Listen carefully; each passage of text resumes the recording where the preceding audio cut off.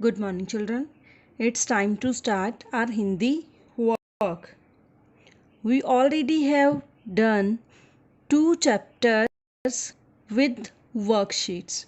Today we will do chapter number. Chapter name is Bharat Ka Lal, the Son of India. It is based upon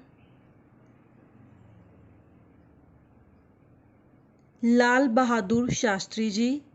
इस chapter में हम उनके जीवन के बारे में, उनके माता पिता के बारे में पढ़ेंगे। Let us start.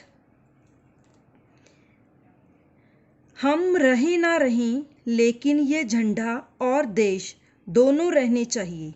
मुझे विश्वास है कि यह झंडा रहेगा।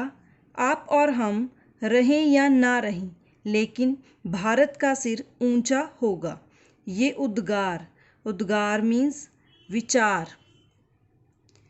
ये उद्गार मीन्स विचार हैं। किसके विचार हैं ये? किसने बोला ये? क्या बोला? हम रहें या ना रहें, लेकिन यह झंडा और ये देश दोनों रहने चाहिए। मुझे विश्वास है कि यह झंडा रहेगा। आप और हम रहें या ना रहें, लेकिन भारत का सिर ऊंचा होगा। ये विचार हैं भारत के पूर्व प्रधानमंत्री लाल बहादुर शास्त्री जी के, जो उन्होंने स्वतंत्रता दिवस के अवसर पर 1965 में लाल किले की प्राचीर मीन्स वॉल, दीवार से व्यक्त किए थे, बताए थे। ये लाल बहादुर शास्त्री जी हैं जिन्होंने ये वर्डिंग बोली है, जिनकी ये वर्डिंग है। और ये इन्होंने कब कही? 1965 में। कहाँ? लाल किले की प्राचीर, दीवार से व्यक्त की थी। कब की थी? इंडिपेंडेंस डे के टाइम। नेक्स्ट इज, एक बार की बात है, शाम के 5 बजे स्कूल की घंटी बजी। सब लड़के अपने अपने घर जाने लगे। इनमें एक लड़का ऐसा था जो गंगा के उस पार रहता था। गंगा के उस पार वह नाव से आया जाया करता था, लेकिन आज उसके पास नाव मीन्स बोट का किराया देने को पैसे नहीं थे। नाव का किराया भी ज़्यादा न था, केवल 2 ही पैसे थे। उसने सोचा कि यदि पुल से जाता हूँ तो घर पहुँचने में काफ़ी देर हो जाएगी। माँ मेरा इंतज़ार कर रही होगी। उसने तैर कर जाने का निश्चय कर लिया और साहस करके वह नदी में उतर गया।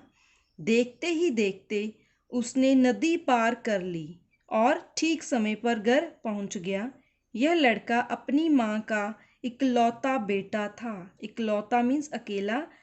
नाम था लाल बहादुर। ठीक है, ये लाल बहादुर जी की स्टोरी बता रहे हैं कि एक बार जब स्कूल ख़त्म हुआ तो सब लड़के उनके जो फ्रेंड्स से घर जाने लगे। उनमें एक थे लाल बहादुर जी, जो कि गंगा नदी के दूसरे पार पे रहते थे, दूसरी साइड रहते थे। उनको वहाँ पे जाने के लिए नाव का सहारा लेना पड़ता था, लेकिन उस दिन उनके पास नाव में जाने के लिए पैसे भी न थे। उस समय पैसे भी कितने लगते थे? सिर्फ 2 ही पैसे। लेकिन उस समय उनके पास 2 पैसे भी न थे। तो उन्होंने क्या फैसला लिया? उन्होंने फैसला किया कि मैं नदी पार करके घर पहुंचूंगा। और वह अपने पूरे साहस के साथ उन्होंने नदी पार की और ठीक समय पर घर पहुंच गए। कौन थे ये? लाल बहादुर शास्त्री जी। नेक्स्ट इज, लाल बहादुर शास्त्री जी का जन्म 2 अक्टूबर 1904 ईस्वी को उत्तर प्रदेश के मुगलसराय में एक साधारण परिवार में हुआ था। उनके पिता का नाम शारदा प्रसाद और माता का नाम राम दुलारी देवी था। लाल बहादुर शास्त्री जी का जन्म कब हुआ था? 2 अक्टूबर 1904 ईस्वी को। कहाँ? उत्तर प्रदेश के मुगलसराय में। और उनकी फैमिली कैसी थी? सिंपल फैमिली थी उनकी। उनके फादर का क्या नेम था? पिता का शारदा प्रसाद और माता का राम दुलारी देवी। बालक लाल बहादुर जब केवल 1.5 वर्ष के थे, 1.5 होता है 1.5 ईयर, 1.5 वर्ष के थे, तब उनके पिता का स्वर्गवास मीन्स उनकी डेथ हो गई थी, स्वर्गवास हो गया था। इसके बाद परिवार का सारा भार उनकी माता पर आ पड़ा, लेकिन उन्होंने धैर्य मीन्स हिम्मत और हौसला नहीं छोड़ा। अब वे अपने इकलौते बेटे और 2 पुत्रियों के साथ अपने पुश्तैनी मकान रामनगर में आकर रहने लगी। तो उनकी माता कहाँ रहने लगी? रामनगर में। रामनगर कैसा घर था उनका? पुश्तैनी। रामनगर उनके पुरखों का घर था और उनकी माता अपने इकलौते बेटा इकलौता कौन था? लाल बहादुर जी, और 2 पुत्रियों के साथ उस घर में चली गई। अनेक अभाव होती है कमी, और कठिनाइयों मीन्स मुश्किलों का सामना करते हुए उन्होंने इन बच्चों का पालन पोषण किया। क्लियर?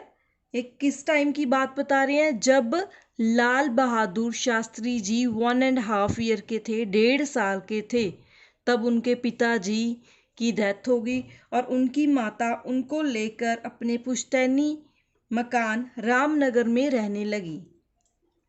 स्कूल की पढ़ाई समाप्त करके लाल बहादुर काशी विद्यापीठ में पढ़ने गए। वहाँ उन्हें केवल 5 रुपये छात्रवृत्ति होती है, स्कॉलरशिप मिलती थी। इसी में वे अपना खर्च चलाते थे।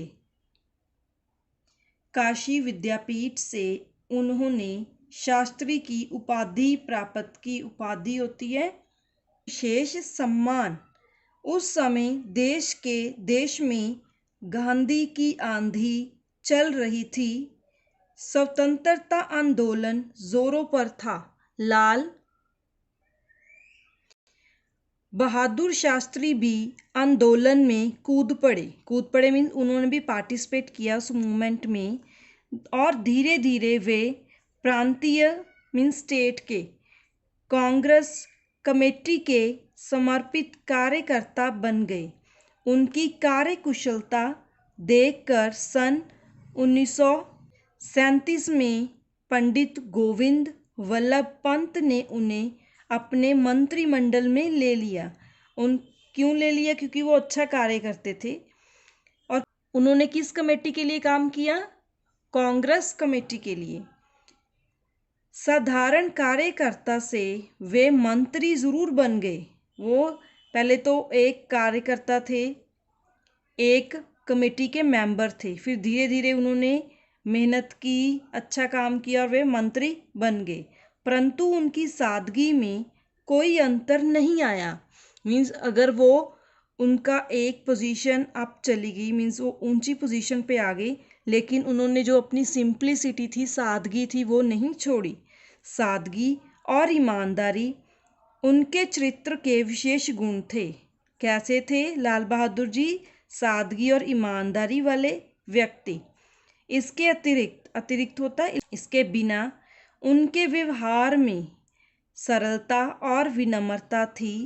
विनम्रता मीन्स बड़े नम्र भाव से बात करते थे। अतः सब लोग उन्हें प्यार और सम्मान की दृष्टि से देखते थे।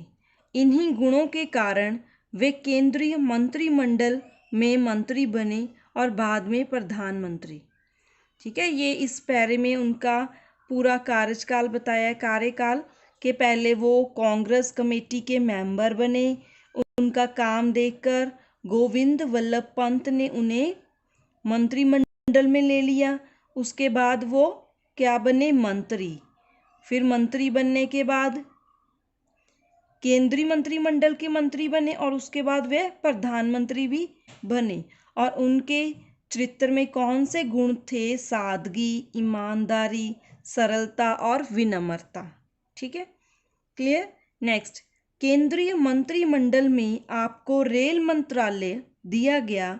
इसी बीच कौन सा मंत्रालय दिया गया? रेल मंत्रालय। इसी बीच एक भारी रेल दुर्घटना हो गई। शास्त्री जी ने उसकी नैतिक जिम्मेदारी अपने ऊपर ले ली और अपने पद से त्याग पत्र दे दिया। इससे सिद्ध होता है कि उन्हें पद मीन्स उनकी पोजीशन थी, उन्हें पद का अर्थात कुर्सी का कोई लालच नहीं था। इससे ये भी पता चल रहा है कि उनके मन में किसी तरह का कोई लालच नहीं था कि वो मंत्रिमंडल में मंत्री बने, फिर प्रधानमंत्री बने। तो उन्होंने जब रेल दुर्घटना हुई तो उन्होंने अपनी पोजीशन, अपनी जॉब छोड़ दी। पंडित जवाहरलाल नेहरू के निधन के बाद, जब पंडित नेहरू जी की डेथ हुई, उनके बाद शास्त्री जी को सर्वसम्मति होता है, सभी की इकट्ठी राय से भारत का प्रधानमंत्री बनाया गया। प्रधानमंत्री बनने के बाद अधिकारियों ने उनके निवास में जहां उन्होंने रहना था की साज सज्जा डेकोरेशन के लिए कमरों में कीमती कालीन कारपेट बिछा दिए। शास्त्री जी ने यह सजावट देखी तो तुरंत कालीन उठवा दिए। प्रधानमंत्री निवास में उनकी पत्नी कौन थी? ललिता देवी। वह स्वयं अपने हाथ से भोजन बनाती और छोटे मोटे कार्य वे स्वयं करती। इतना बड़ा पद पाकर भी उनकी सादगी और विनम्रता में कोई अंतर नहीं आया। जब पंडित जवाहरलाल नेहरू की डेथ हुई उसके बाद शास्त्री जी को सभी ने इकट्ठे होके एक राय करके भारत का प्रधानमंत्री बनाने का फैसला किया। तो जब उनको उनके रहने का स्थान दिया गया तो उसमें डेकोरेशन के लिए बहुत सारी चीज़ें की गई, जैसे महंगे कारपेट बिछाए गए और भी चीज़ें। तो शास्त्री जी ने ये सारी चीज़ें उठवा दी। क्यों? क्योंकि वो एक सादगी पसंद व्यक्ति थे और उनकी पत्नी भी उनके साथ कार्य करती। वह स्वयं ही अपने हाथ से भोजन बनाती और स्वयं छोटे छोटे कार्य भी करती। मीन्स उनको किसी और कार्य करने के लिए भी किसी और व्यक्ति की ज़रूरत नहीं थी।